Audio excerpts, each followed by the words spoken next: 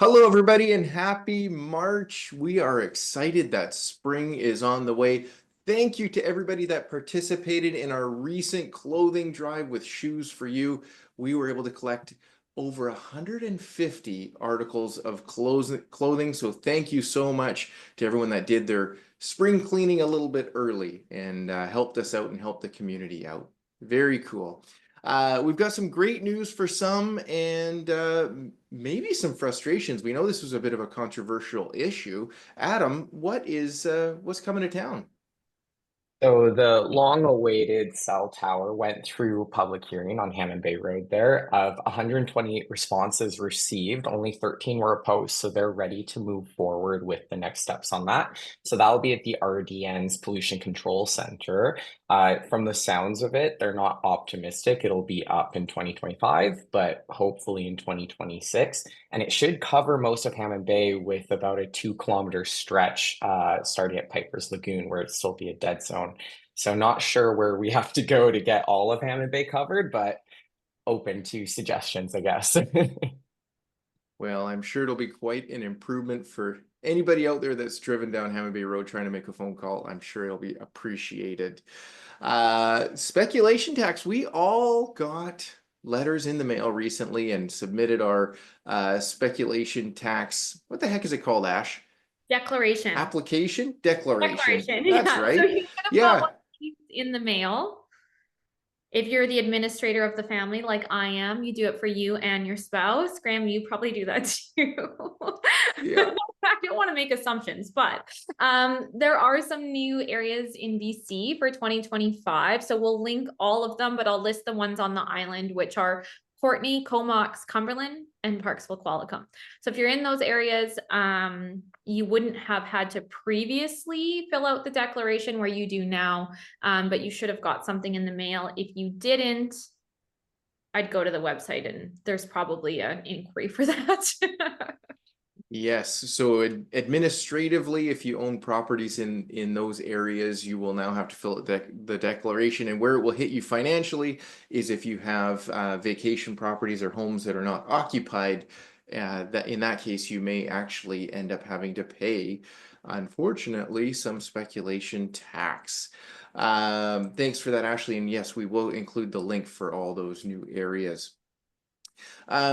Julian, we were having a conversation last week, and it was all around investment properties and investors.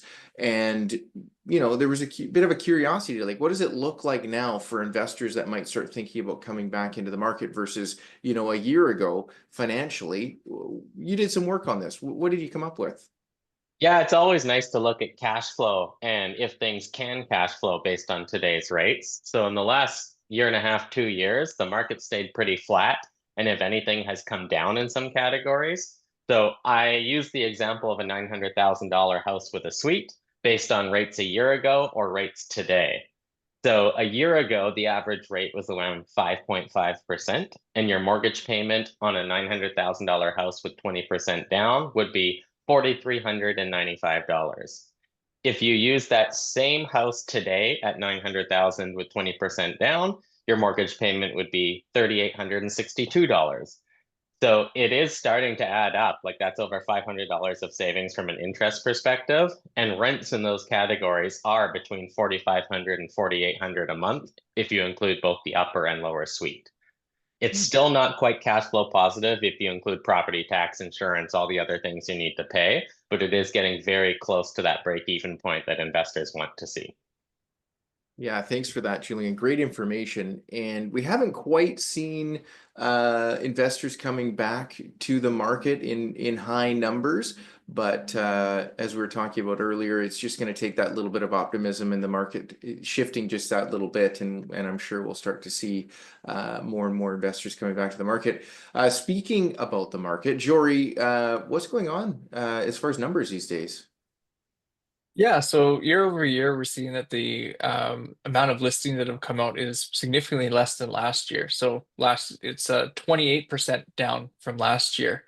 What we are seeing though is that there's been a lot of activity in that price point under 900,000. That's kind of been the busiest. And if you look at the average days on market for properties below 900,000, it's at about 30 days. anything over, so into the $1 million price point, is closer to 60 days.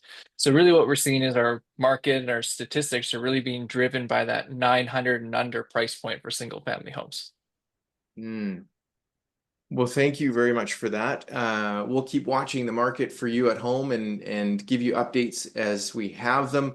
A lot of folks right now are thinking about selling in the spring, early summer, and now is a great time to get a little bit of information as far as what needs to happen to the property to get ready for the market, and also an evaluation at this point so you can do some planning ahead of time. We are available to be your real estate resource if there's anything we can ever do for you. We hope you have a fantastic March, and we'll see you next month. Bye now.